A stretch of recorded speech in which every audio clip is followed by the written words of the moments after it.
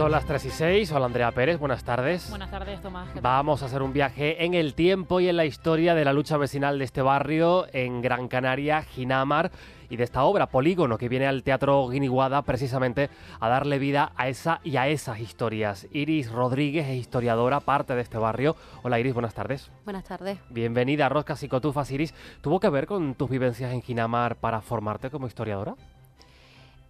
Sí, bastante. Es decir, desde pequeña siempre me gustó mucho la historia y bueno, y mi abuela pues yo decía todo Egipto, Egipto, Egipto y a partir de ahí me compraban alguna cosa y demás. Y después realmente todo empezó también por un profesor de cuando estuve en segundo de bachillerato, que era un profesor bastante involucrado con los alumnos de historia de España y demás, me metió como todavía más el gusanillo. Y sobre todo también mi abuela, que me crié luchando, con ella, fue la que me enseñó todo lo que hicieron en el movimiento vecinal, todo lo que lucharon. Y claro, al final de estar escuchando eso, escuchándolo todo siempre, que lo que hay en Ginamar es gracias a ese movimiento, pues decidí todavía más pues meterme ahí. Un barrio, Iris, creado a fuerza de empujones, sin servicios básicos. Ya escuchábamos algunos testimonios de estos vecinos y tampoco sin propiciar una convivencia entre personas que habían llevado ahí casi que a la fuerza, ¿no? Sí, es decir, realmente el barrio cuando se crea o se pone realmente hay un plan parcial de 1972 y en ese plan, pues, por ejemplo, cosas que aparecen es que va a haber un hotel, un jardín botánico, aparte de los servicios básicos, que sí colegios, de FP, bachillerato, etcétera. O sea, todo muy completo en el papel, pero realmente cuando se empieza a construir, no, o sea, eso nunca llega a estar. De hecho, solamente había un colegio para toda la cantidad de niños y niñas que había en ese momento, que no daban abasto los profesores. Eran clases que estaban masificadas y claro, cuando se construye la primera fase, pues también son bastantes personas allí dentro donde no hay transporte público, solamente el transporte que pasaba eran por el pueblo, por la carretera del pueblo de Ginamar y muchos trabajaban eso pues en la zona del sur o más en Las Palmas, más capital, entonces pues quien tenía que coger la guagua era bastante complicado, sin alumbrado público, aguas fecales corrían por las calles, sin los servicios, muchos bloques se entregan sin luz y sin agua, donde son bloques de 12 pisos, donde muchas personas son mayores o no, pero a lo mejor hay mujeres embarazadas también y si no hay luz, pues no pueden coger el ascensor, por ejemplo. Esas son las pequeñas cosas, características que son básicas para una vida digna y no lo tenían. Este proyecto Polígono, ¿no?, habla de que se crea en base a testimonios y, si no me equivoco, como nombrabas a tu abuela. ¿Qué testimonios te marcaron más como para no llevar a cabo, como dices eso, de ser historiadora y seguir adelante? Los testimonios sobre todo de mi abuela, al final es una mujer que sacó adelante 6 chiquillos y pues muchos de ellos se los llevaba a las manifestaciones allí mismo en Ginamar, ¿sabes? En plan de no tengo para cuidarlo, no había guaguas también, por ejemplo, para poder que los chiquillos vayan, por ejemplo, nosotros que somos de la tercera fase, como Ginamar se construye por fase, yo pertenezco a la tercera fase y en la tercera fase no había colegio, tenían que ir a Marsagán. Entonces de Marsagán, por ejemplo, una de las luchas que estuvo mi abuela ahí detrás de mosca cojonera, como quien dice, es que estuvo luchando para que pusiesen transporte público para recoger a los chiquillos de la tercera fase y llevarlos a la de Marsagán. Y le decían que no.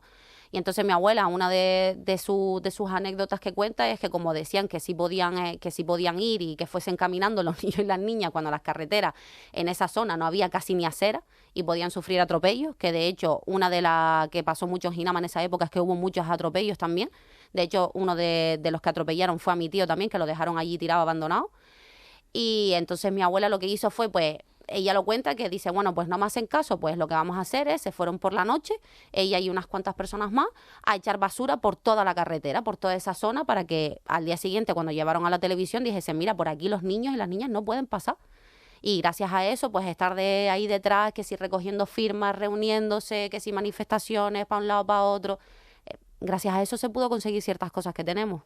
A base de pelear, ¿no? Y de organizarse de forma pues muy inteligente, sin herramientas a veces, pero no estaban tampoco las redes para movilizarse. Total. Sin embargo, sí el boca a boca entre vecinos y entre vecinas de, oye, si queremos mejorar tenemos que pelear, tenemos que luchar o tenemos que ir hasta la presidencia del gobierno de Canarias y protestar ante el entonces presidente del gobierno, Jerónimo Saavedra, para conseguir mejoras en nuestro barrio, ¿no? En el lugar en el que vivimos, porque además en un entorno, Iris, para ubicar a la gente que no lo sepa o de otras islas, que en aquel entonces los ayuntamientos de Las Palmas de Gran Canaria y de Telde se desatendían, que era un no lugar, podríamos decir. Sí, es decir, lo que dicen muchos vecinos y vecinas, y que sigue siendo cierto también, es que era tierra de nadie. Es decir, ni el gobierno, ni en ese momento tampoco ni el Ayuntamiento de Las Palmas, ni Telde se quería hacer cargo de Ginamar. Entonces, al final, no quedaba otra que luchar para adelante. Y, de hecho, una de las luchas que querían hacer también fue como hacer el municipio independiente de parte de Ginamar. Es decir, bueno, ninguno quiere... Claro, aquí muchos vecinos y vecinas, algunos sí se lo tomaban en serio, de decir, sí queremos un municipio independiente, y para otros era una forma de estrategia de decir, bueno, pues hacemos un municipio independiente y a ver si así nos hacen caso o tiemblan un poco y por fin se hacen cargo de nosotras y de nosotros. Entonces fue lo que hicieron, pero no tuvieron los suficientes votos para poder llegar a ser un municipio independiente. Pero fue una de las estrategias también que hicieron las vecinas y los vecinos, porque al final tenían una lucha vecinal que era democrática y sobre todo autogestionada. También decir que también estuvieron muchos profesores, asistentes sociales de aquel momento que también participaron en el movimiento vecinal, pero siendo el foco siempre el protagonista, la protagonista, el vecino y la vecina. Desde que comenzó ese movimiento, ¿cuánto tardaron en llegar los primeros resultados, no? Porque hablamos de cosas básicas, de luz, de agua, que parece ilógico que en una zona no esté. ¿Cuánto tardaron, por ejemplo, en llegar esos primeros pasos? Pues eso tardó unos 2-3 años, pero ya cuando se consigue un poco más que se ve un poco más, ya ahí a partir del 85 al 87, que creo que fue cuando ya se crea, por ejemplo, un centro de salud, que decimos un centro de salud, que es lo primordial también, pues ahí es cuando ya se crea el centro de salud, también se crea la gerencia, aunque después la gerencia después se desvirtúa bastante, pero ahí ya se va creando un poco más de más infraestructura básica. Vamos a sumar a la conversación, ya nos está escuchando al frente de este proyecto de Polígono, está la actriz y directora teatral Rosa Skrig. Hola Rosa, buenas tardes. Hola, buenas tardes. La cuenta atrás está en marcha, 22 y 23 de noviembre. Iris nos está contando esa realidad que ha vivido en primera persona en Ginamar. ¿Y qué hace especial esta obra teatral? Déjame decirlo, Rosa, que además es más que una obra de teatro, ¿verdad? Es muchísimo más, es un proyecto que engloba... Hola Iris, que no te he saludado, perdón. Bueno, es un proyecto que engloba todo un proceso de formación en artes escénicas, de teatro comunitario, de trabajos en centros escolares de Ginamar, de muchas conversaciones con los vecinos y vecinas del barrio, de intentar transmitir en una hora de espectáculo todo un acontecimiento que fue un antes y un después para las mejoras de Ginamar. Hay mucha emoción, muchos sentimientos encontrados, muchas ganas de ya mostrarlo y mucha gente trabajando con una ilusión tremenda, porque hay un equipo que la mayoría no son profesionales y que lo están dando todo, tanto y más como si lo fueron. Este proyecto que se va a estrenar, como decimos, en el Teatro Guiniguada, un proyecto de mucho trabajo. Rosa, ¿cómo ha sido el proceso de que los vecinos y las vecinas que han vivido esa realidad que describía Iris hace un momento, ahora tomen la palabra desde otra óptica y sean ellos quienes vayan a contar esta realidad teatralizada y que vamos a ver en el teatro? ¿Cómo ha sido esta otra parte? Bueno, han sido 2 que me tocó la tesis. Tenemos alguna dificultad para escucharte, Rosa, problemas con la cobertura. No sé si podemos reubicarte. Estoy en el Felo Monzón, estoy en un ensayo y estoy fuera, pero es que hay poquísima cobertura. Aquí te escuchamos mejor de todos modos. Ahora parece que te escuchamos un poquito mejor. Vamos a intentarlo. A ver, nada, que han sido 2 años casi de muchas conversaciones con los vecinos y vecinas del barrio, muchas entrevistas, muchos encuentros, mucho elegir con qué material podemos trabajar y tomar la decisión también de convertirlo en ficción, porque era imposible intentar plasmar en una hora de espectáculo todo lo sucedido en el barrio. Uh-huh.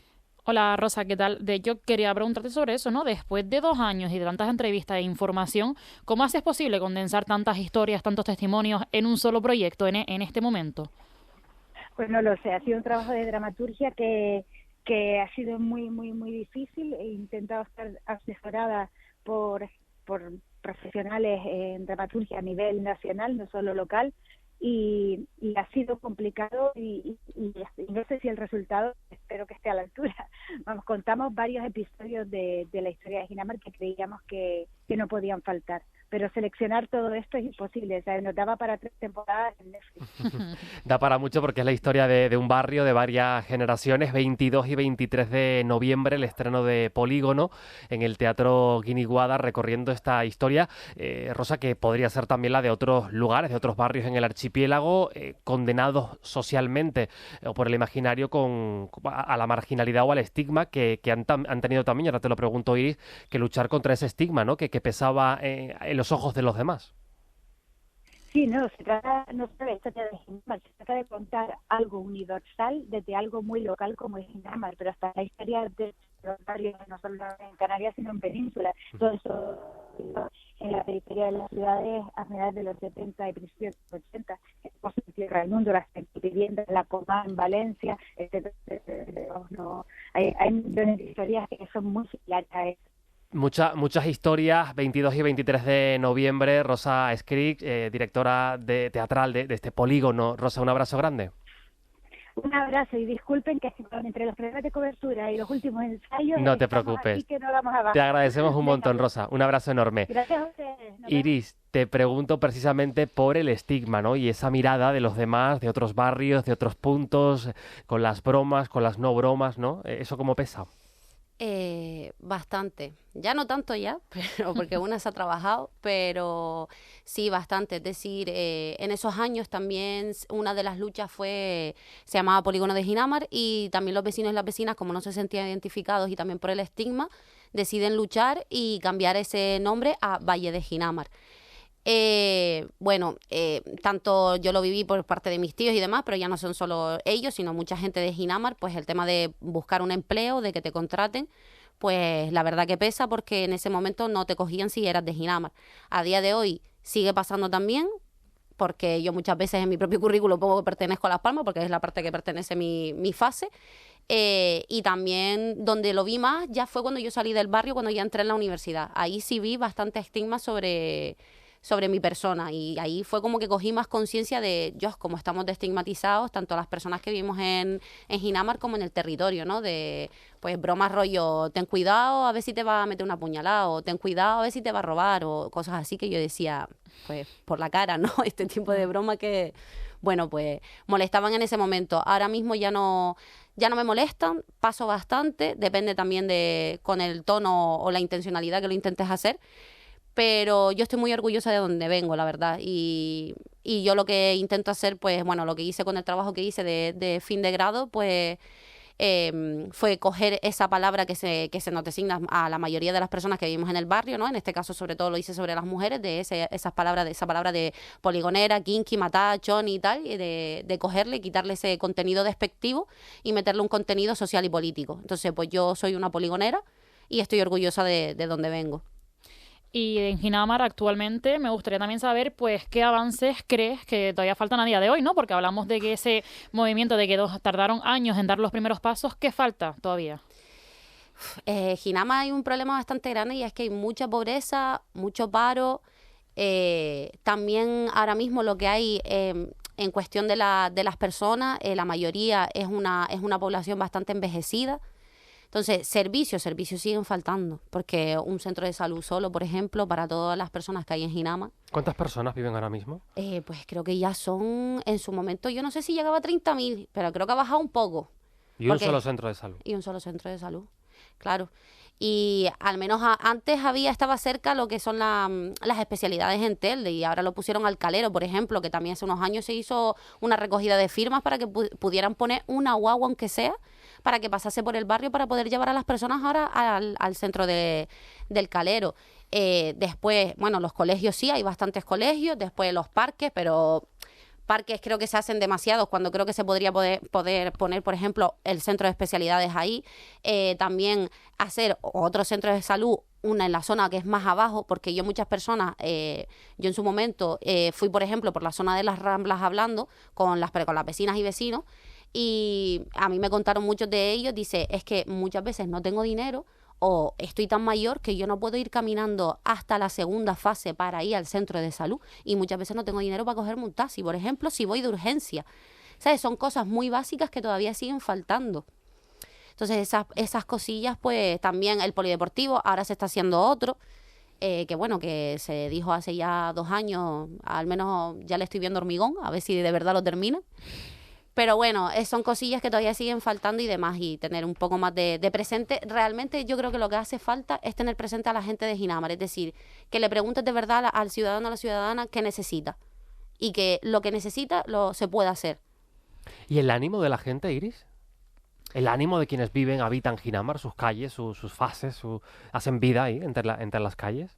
Hombre, a ver, yo veo un poquillo menos, pero yo creo que también con el tema de esto más de la tecnología y tal, pero realmente sí sigue habiendo gente, es decir, la gente sigue bajando abajo, sigue preguntándole, yo qué sé, a tu vecina.